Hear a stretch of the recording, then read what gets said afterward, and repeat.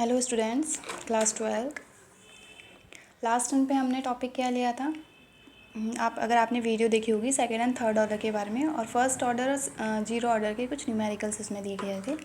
Next video है method to determination of order of reaction. Order of reaction को हम कैसे निकालेंगे, तो डिफरेंट डिफरेंट मेथड हैं। फर्स्ट मेथड है half life method, second is graphical method जो मैंने आपको ग्राफ दिखाए थे उससे, और हाफ लाइफ यानी कि टी हाफ निकालते थे जिसमें, और third is integrated rate law जिसमें rate law integrated rate law निकालते थे वो वाले इक्वेशन से। इसको हिट एंड ट्रायल मेथड बोलते हैं, इंटीग्रेटेड रेट लॉ मेथड को। Fourth is initial rate method. ये वाला जो मेथड है मैंने आपको ये करवा दिया है। इनिशियल रेट मेथड कैसे निकालते हैं, दो रेट को क्या करते हैं, कंपेयर करते हैं और इक्वेशन डिवाइड कर देते हैं, तो हमारा क्या होता है उससे पता चल जाता है कि कौन सी ऑर्डर ऑफ रिएक्शन है। ये वाला मैंने आपको करा दिया था। अब हम बाकी इन तीनों की बात करेंगे। फर्स्ट है इसमें हाफ लाइफ मेथड की। हाफ लाइफ मेथड से हम किसी भी इक्वेशन या किसी भी रिएक्शन का ऑर्डर कैसे निकालेंगे। ठीक है, तो फर्स्ट है हाफ लाइफ मेथड। इसमें ज़ीरो, आपको याद हो अगर हाफ लाइफ, सबकी half life zero order, first order, second order की, तो जीरो ऑर्डर की हाफ लाइफ क्या होता है, T half equals to A not by two. It means initial concentration divided by two. ये क्या होता है, ए नॉट इनिशियल कंसनट्रेशन होती है। अगर फर्स्ट ऑर्डर की टी, आपको हाफ लाइफ याद हो तो T half equals to 0.693 upon k. K is the rate constant.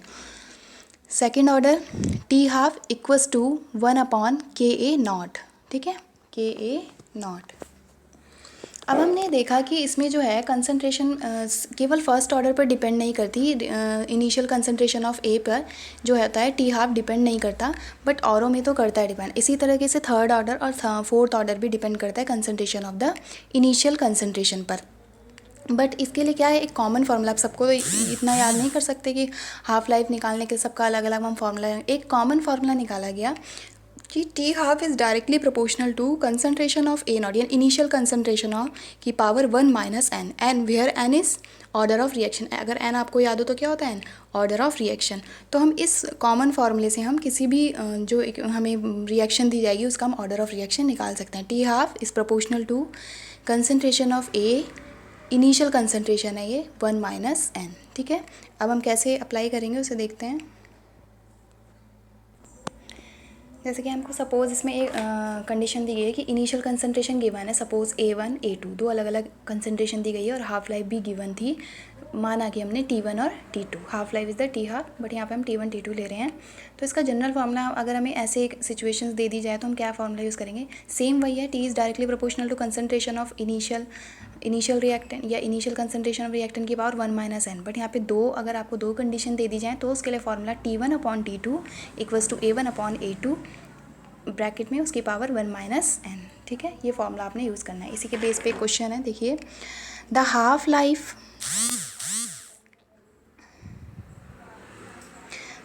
Life of decomposition of a compound is 20 minute. ठीक है, इन 20 मिनट एक हाफ लाइफ, ठीक है, हाफ लाइफ है उसकी, कंपाउंड डिकम्पोज हो रहा है इन 20 मिनट्स में। वैन द इनिशियल कंसंट्रेशन, अगर उसकी जो इनिशियल, जब स्टार्टिंग में उसकी कंसंट्रेशन थी वो कितनी थी हमें नहीं पता, बट लेकिन 20 मिनट के बाद उसकी कंसंट्रेशन कितनी हो गई, डबल। ठीक है, तो हमें फर्स्टली उसकी कंसंट्रेशन नहीं पता है। Half life of reduce to, लेकिन 20 मिनट के बाद जब उसकी डबल हो गई कंसंट्रेशन तो वो रिड्यूस कितना हुआ, 10 मिनट्स। तो find the order of the reaction, हमें ऑर्डर ऑफ रिएक्शन बताना है। तो उसमें दो कंडीशन हम बना सकते हैं, initial concentration and T half यानी हाफ लाइफ। तो हमें फर्स्ट कंडीशन में उसकी इनिशियल कंसंट्रेशन नहीं पता थी, लेकिन सेकंड कंडीशन में वो बोल रहे थे कि वो डबल हो रही है। ठीक है, तो हम फर्स्ट को x मान लेते हैं, तो सेकंड कंडीशन में क्या हो जाएगी उसकी कंसंट्रेशन डबल यानी कि 2x, और टी हाफ हमें पहली कंडीशन में 20 और सेकंड कंडीशन में 10 मिनट्स गिवन था। ठीक है, अब इस बेस पे हम फार्मूला यूज़ करेंगे। तो इसको हम A1 और A2 मान रहे हैं और इसको T1 और T2। तो A1 इक्वल्स टू x और A2 equals to 2x, T1 equals to 20 minutes and T2 equals to 10 minutes. So in putting in this formula T1 upon T2 जो भी मैंने दिखाया formula, T1 upon T2 equals to A1 upon A2 की power 1 minus n. Value put करेंगे, T1 क्या था हमारा 20 और T2 था 10, तो 20 upon 10 equals to x A1 था और 2x A2 था, तो x अपॉन 2x की पावर 1 माइनस एन। x से x कैंसिल, 0 से 0 कैंसिल, 2, और ये 2 की पावर ऊपर जाएगी तो माइनस में होगा। देखिए अभी उधर पावर ऊपर जाएगी तो क्या हो जाएगा, माइनस लग जाएगा, तो माइनस 1 माइनस एन। अब इसको ओपन करेंगे तो माइनस माइनस प्लस एन जो होगा प्लस हो जाएगा, और 1 है माइनस का, तो एन माइनस 1, 2 की पावर यहाँ पर 1 है, कोई पावर नहीं है तो 1 मानते हैं। अब बेस सेम हो गए तो पावर भी इक्वल्स टू हो जाएंगी। 1 equals to n minus 1, n की वैल्यू निकालेंगे 1 इधर जाएगा, 1 + 1 2। This is the order of reaction क्या निकला हमारा 2। इसी तरीके से एक और क्वेश्चन है, for a gaseous reaction the initial pressure and corresponding half life data is as shown, find order of reaction. ये आपको डेटा गिवन है, इसको देखना है आपने और इसका ऑर्डर ऑफ रिएक्शन निकालना है। क्या क्या दे रखा है आपको, देखिए डेटा में pressure in kilo pascal, pressure दे रखा है। प्रेशर की टर्म कंसनट्रेशन जो होती है वो प्रेशर की टर्म्स में भी कई बार दे देते हैं, तो आप घबराना नहीं। वहाँ पर जो A1 A2 था वहाँ पर प्रेशर की टर्म्स में कंसंट्रेशन लिख देनी है, और हाफ लाइफ भी गिवन है।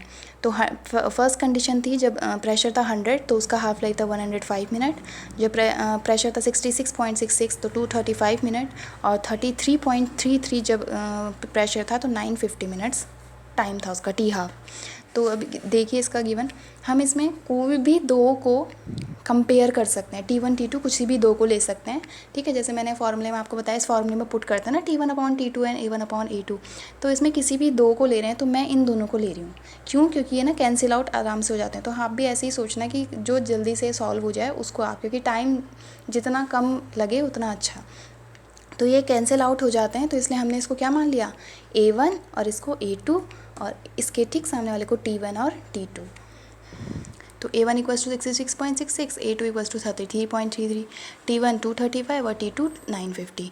इसको फॉर्मूले में पुट कर दिया। T1 क्या था हमारा 235/950, और A1 था हमारा 66.66/33.33 1 - n, ठीक है। इसके बाद देखिए आप, ये इससे पूरा पूरा कैंसिल हो रहा है कि इसका डबल है, तो इसे कैंसिल करेंगे तो 2 आएगा, 2 की पावर 1 - n। इसको हम जब कट करेंगे तो अप्रॉक्सीमेट इसमें जो वैल्यू होती है ऑर्डर ऑफ रिएक्शन 0.7 अगर ऐसे आता है, कुछ भी आता है तो हम अप्रॉक्सीमेट में वैल्यू ले लेते हैं। तो इसका अप्रॉक्सीमेट 1/4 आएगा आंसर, तो वही मैंने लिखा है 1/4 = 2 की पावर 1 - n।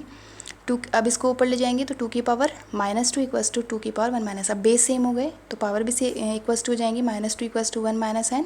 n की वैल्यू निकालेंगे तो ये इधर आके प्लस हो जाएगा, तो 1 + 2 = 3, तो यानी कि थर्ड ऑर्डर रिएक्शन है। नेक्स्ट मेथड है graphical method to determine the order of reaction. जब आपको ग्राफ किसके बीच में दिया हो, रेट और कंसंट्रेशन ऑफ रिएक्टेंट के बीच में, तब आप कैसे आप चेक करेंगे कि ऑर्डर ऑफ रिएक्शन क्या है क्या नहीं। ये वाले जो ग्राफ आपको दिख रहे हैं सामने, ये किसके बीच के ग्राफ हैं, graph between rate and concentration of reactant. जैसे कि आप देख रहे हैं रेट और ये कंसंट्रेशन ऑफ रिएक्टेंट के बीच में ग्राफ है।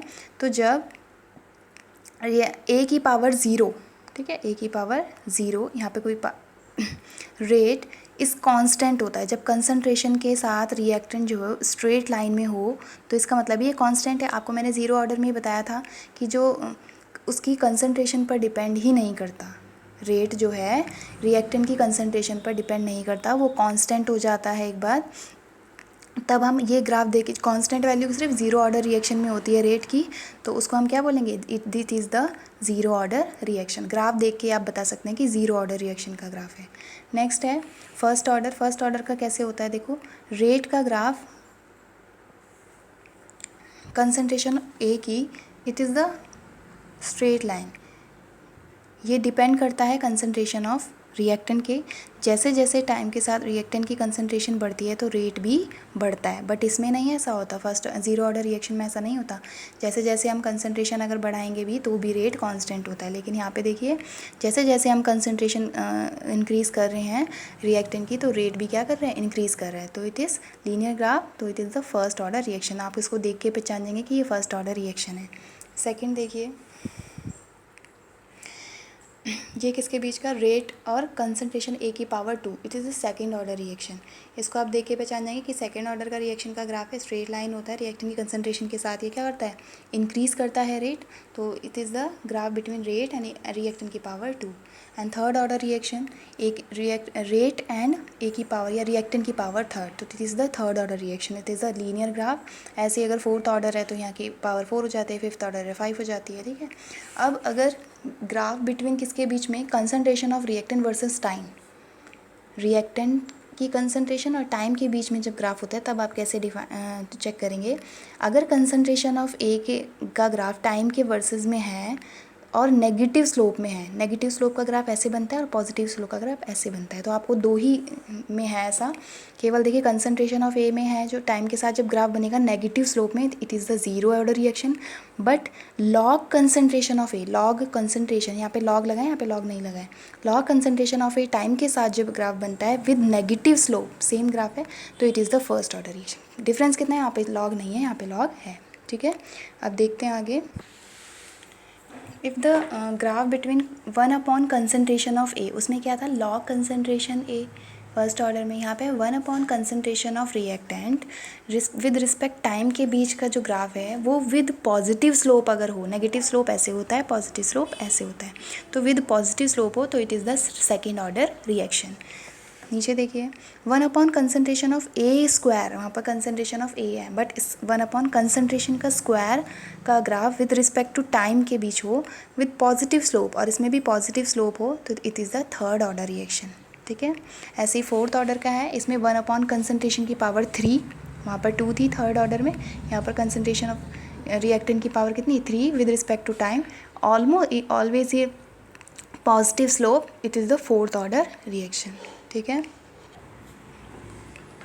इन दिस नेक्स्ट मेथड है integrated rate law method and also called the hit and trial method. Hit and trial method क्यों बोलते हैं इसको, क्योंकि हम बार बार ट्रायल करते हैं, ठीक है। कैसे करते हैं वो आपको आगे बताते हैं।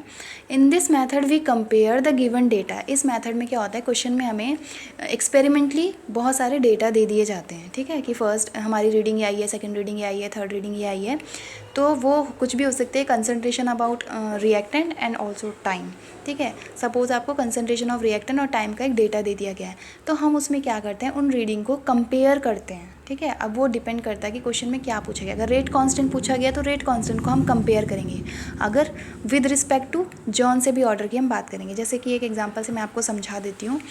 Compare the result of experimentally shown, जो भी एक्सपेरिमेंट में दिया होगा हमें उसे क्या करना है, कंपेयर करना है, तो हमें पता चलेगा कि ऑर्डर ऑफ रिएक्शन क्या है। चेक द, सबसे पहले मोस्टली आपके जो बोर्ड में एग्जाम में क्वेश्चंस आते हैं, बोर्ड एग्जाम में, वो फर्स्ट ऑर्डर जीरो ऑर्डर से आते हैं, तो हम सबसे पहले फर्स्ट ऑर्डर ही अप्लाई कर देते हैं। Check the first order. First order का आपका रिएक्शन अब अगर आपको याद हो फॉर्मूला, तो क्या होता है, T इक्वल्स टू 2.303 अपॉन के log 10 A not upon A. A not is the initial concentration and A is the remaining concentration, ठीक है। तो हम इसको के को यहाँ ले जा रहे हैं, तो ये फॉर्मूला हो जाएगा k equals to 2.303 upon T log 10 A naught by A. तो सबसे पहले हम के कांस्टेंट की, हमें टाइम गिवन होगा, ठीक है, कंसंट्रेशन टाइम गिवन होगा डेटा में, और कंसंट्रेशन भी गिवन होगी, इनिशियल एंड रिमेनिंग कंसंट्रेशन। तो हम उन गिवन डेटा से हम उसमें से वैल्यूज़ निकालेंगे के की, ठीक है। फर्स्ट 2 वैल्यूज़ ऑफ के, कोई सी भी 2 वैल्यूज़ निकालेंगे, ठीक है। कई बार हमें 4 रीडिंग दे दी जाती है, 5 रीडिंग दे दी जाती है, तो हम कोई सी भी 2 को कंपेयर कर लेते हैं। फर्स्ट 2 वैल्यूज़ ऑफ के using 2 set of the data. अगर 2 सेट जो डेटा है, 2 रीडिंग को हम कंपेयर कर रहे हैं, तो हमारे पास 2 वैल्यू ऑफ के आएंगी, 2 वैल्यूज़ आ जाएंगी के की। तो हम उनको देखेंगे, अगर वो सेम है, दोनों के की value almost same, approximate, accurate तो कई बार नहीं होती क्योंकि एक्सपेरिमेंटल डेटा एक्यूरेटली सेम नहीं हो पाता, तो अगर अप्रॉक्सीमेट भी अगर वो सेम आती हैं तो वो क्या होंगी, फर्स्ट ऑर्डर रिएक्शन होगी। क्यों, क्योंकि हमने फर्स्ट ऑर्डर का कुछ उसमें फॉर्मूला अप्लाई किया। अगर नहीं होता है, सेम नहीं आ रहा है, अप्रॉक्सीमेट भी सेम नहीं आ रहा है, बिल्कुल ही अलग आ रहा है, तब हम नेक्स्ट ऑर्डर रिएक्शन उसमें अप्लाई करते हैं। तो यही है ना ट्रायल मेथड, हम ट्रायल ले रहे हैं। तो इफ़ एल्स अगर नहीं तो हम we check the zero order reaction. Zero order reaction हम चेक करेंगे कि वो जीरो ऑर्डर का है या नहीं। सेम वही जीरो ऑर्डर वाला फार्मूला हम पुट करेंगे, A equals to A naught minus k T. इसमें भी के की वैल्यू को हम निकालेंगे, 2 डेटा से निकालेंगे। अगर वो वैल्यू सेम आती हैं दोनों की तो it is the zero order reaction, अगर नहीं आती हैं तो सेकेंड ऑर्डर में चलते हैं। ऐसे ये बार बार ट्रायल करते रहते हैं, ठीक है। इसमें देखिए एक एग्जाम्पल के थ्रू आपको समझा रही हूँ कि हिट एंड ट्रायल मेथड या इंटीग्रेटेड रेट लॉ मेथड कैसे अप्लाई करते हैं। देखिए सपोज एक इक्वेशन दी है, A plus B gives to product. ये दोनों रिएक्ट करके एक प्रोडक्ट बना रहे हैं और उसमें हमें एक्सपेरिमेंट के थ्रू हमें कुछ रीडिंग्स दी गई हैं कि concentration of a, initial concentration given है 50 था स्टार्टिंग में, फिर 30 हुआ, फिर 18 हुआ, ये कंसंट्रेशन गिवन है, एंड टाइम मिनट में दिया है 0, फिर 10, फिर 20, ठीक है। तो मैंने क्या कहा था आपसे, सबसे पहले आपको फर्स्ट ऑर्डर ही अप्लाई करना है क्योंकि मोस्टली क्वेश्चन आपके फर्स्ट और जीरो ऑर्डर से ही आते हैं। तो check first order reaction. First order का क्या होता है, के equals to 2.303/T log A0/A।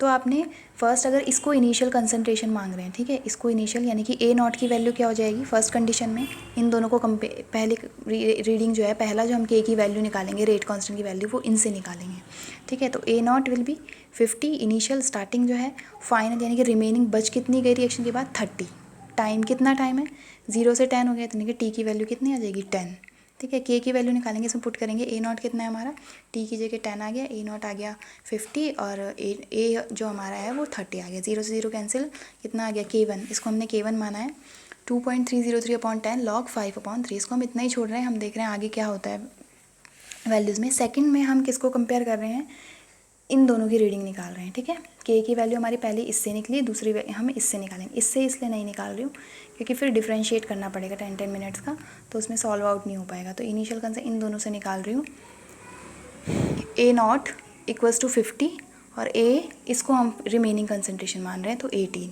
T इनके बीच का डिफरेंस कितना है, यहाँ 0 है, यहाँ 20 है, तो T कितना हो जाएगा 0। अब K2 की वैल्यू इसमें पुट करेंगे 2.303/20 log 50/18, इसको कैंसिल आउट करेंगे, 2 2 जा 4, 2 5 जा 10 और 2 9 जा 18, तो इसको का आया 25/9।